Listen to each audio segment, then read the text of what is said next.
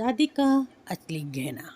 समाज को आईना दिखाने वाली ये एक कहानी। जी हाँ दोस्तों, इस बार मैं आपके लिए लेके आई हूँ एक ऐसी कहानी जो आपको आईना दिखा देगी। आइए सुनते हैं।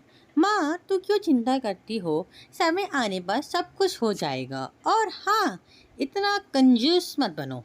इतने गहने क्यों ले रही हो? मुझे नहीं पसंद। मैं उन गहनों को अपने पूरे शरीर पर लाद कर और चोर के डर से घूमना, मुझे ये सब नहीं पसंद है। तुम्हारा जमाना गया, अब अपनी आंखें खोलो और अपने सामने दुनिया को देखो। ये कितनी खूबसूरत है। माँ, मस्त रहो और अपना जीवन एंजॉय करो।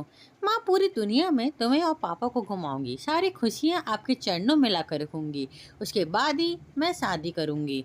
मैं एक बेटी हूँ तो क्या हुआ? मेरी भी तो जिम्मेदारी है। अब मुझे सिर्फ ना अपने करियर पे ध्यान दीजिए। चिंता मत कीजिएगा, समय आने पर सब कुछ हो जाएगा। नव्या पीढ़ी अपनी माँ की माँ बनकर अपनी माँ को समझा रही थी, लेकिन चेतन शांत था क्योंकि वे जानते थे कि नव्या खुद लाखों का कहना है।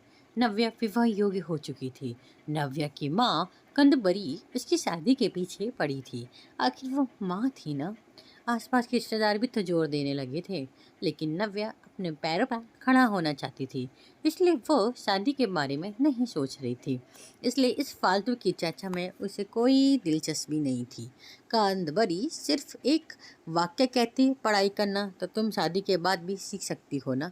हमारी चिंता करना कम करो। नव्या अपने अपने फैसले पर अड़ी हुई थी और कंदबड़ी हमेशा चिंतित रहती थी। आसपास की लड़कियां शादी करके गृहस्थी संभाल रही थी। 8 दिन पहले ही नव्य की सहेली की शादी हुई। वे धूमधाम से हुई शादी। उसके शरीर पर 1 किलो सोना पहनाया गया होगा। उसे हर रस्मों में एक हैना उसकी माँ अपनी बेटी के शरीर पर चढ़ा रही थी। दिखावा बहुत था शादी में। हमारी तो कोई भी तैयारी नहीं नव्य की शादी के लिए। चेतन तो किसी बात की चिंता नहीं करते। उसे याद आया कि नव्या जब इस दुनिया में आई ना, तब कदबरी के ससुर चेतन को बोले थे, चेतन लड़की हुई है रे बाबा, अब तो दहेज की तैयारी में लग जाओ। कदबरी को बहुत सुनकर बहुत बुरा लगा। पिता बनने की बधाई देना तो दूर, दहेज की बात करने लग गए। लेकिन चेतन इतने खुश थे कि मेरी संतान के रूप में पहली बेटी हुई। वह उसका लाड प्यार करने में मगन रहता था। वह उत्सुकता से नई नई चीज़ें नव्या के लिए लाता। मूल रूप से नव्या बहुत बुद्धिमान तेज तरार थी। वह उत्सुकता से नई नई चीज़ें सीखती। नव्या धीरे धीरे अच्छे संस्कार में बढ़ती जा रही थी। शिक्षा के क्षेत्र में वे हमेशा अव्वल रही। नव्या ने मेरिट को कभी नहीं छोड़ा। शौकीन विभिन्न योग्यता प्रमाण पत्र ट्रॉफियों से भरा हुआ था। चेतन बोलता, बस नव्या का सपना साकार करना है, इसलिए सिर्फ इसकी शादी के लिए बचत वगैरह वह करता नहीं था। चेतन कदबरे को कहता था कि उसकी शानदार सफलता ही उसका सबसे कीमत गहना है। सब कुछ अच्छा होगा, चिंता मत करो। पर कंदबरी को एक ही रट लगती, थोड़े पैसे बचाने चाहिए। लड़की की शादी करनी है तो फिर 4 गहने तो देने पड़ेंगे ना नव्या को। गले में डिप्लोमा सर्टिफिकेट ट्रॉफी लेके खड़ी रहेगी मंडप पे। ये कंदबरी, शांत शांत, अपना ब्लड प्रेशर मत बढ़ाओ। मैं हूं ना, फिर शांत हो जाओ।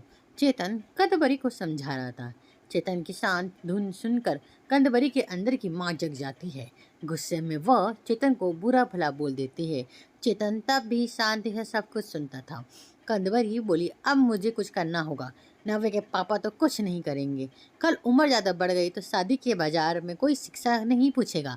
राज सवाल रहा गहनों का, एक भी छोटा बड़ा गहना बनाकर नहीं रखा। सोना सस्ता हो जाने पर बहुत बार बोलती थी, बना कर रख दो, बना कर रख दो। लेकिन इनके पिता ने तो मेरी एक न सुनी।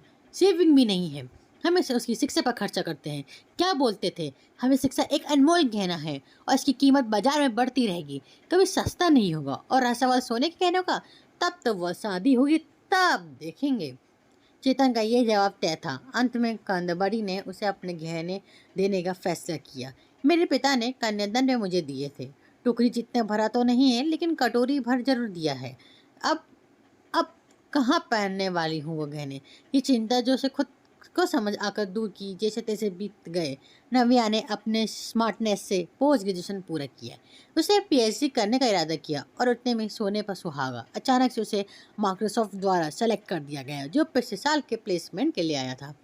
एक बड़ा पैकेज उसके हाथ में रखा गया और गुड पोस्ट द्वारा कहीं सुविधा पोस्टिंग के साथ अमेरिका में पेश किया गया। 4 उंगलियां घी में, साथ में पीएचडी कर सकती थी कि कंपनी ने उसे बोनस दिया था। नव्या अपॉइंटमेंट लेटर भाग कर घर पाई। जब तक दरवाज़ा नहीं खुला था तब तक नव्या ने डोरबेल अपना हाथ नहीं हटाया। दरवाज़ा खुलते ही उसने अपनी माँ को गले में लगाया। माँ, अब लग जाओ तैयारी की शादी में। पापा, बस मदद करना। हाँ, यूएसए जाना होगा ना मुझे। और अपॉइंटमेंट लेटर नव्या ने पापा के हाथ में रख दिया। चेतन ने वह लेटर जोर से पढ़ा। बाप रे नव्या, बाप रे नव्या, सच में ये अनमोल गहना है, अब शादी के बाजार में चमक उठेगा। ऐसा बोलकर कादबरी ने भगवान के सामने शक्कर रखी। कोटि कोटि धन्यवाद आपका भगवान जी। ऐसा बोलकर भगवान का हाथ जोड़कर नमस्कार किया। ये बड़ा गहना और अन्य छोटे छोटे सर्टिफिकेट का भूषण नव्या के व्यक्तित्व पर अवश्य अच्छे लगेंगे। कादबरी, फिर बताओ सोना लेने कब जाना है? चेता ने उसे टोक मारा। इसे कोई संदेह नहीं है, उसकी शादी में उसके गुणों के आधार पर अर्जित अमूल्य गहना निश्चित रूप से उसके सौंदर्य बढ़ाएगा चेतन जी। और वह मेधावी पदक और बड़ी बड़ी ट्रॉफी या अन्य पद्म भूषण दुल्हन की शोभा और बढ़ाएगा। ये हीरा हमारे मानस के जीवन में बिल्कुल फिट बैठता है, चलेगा ना आपको?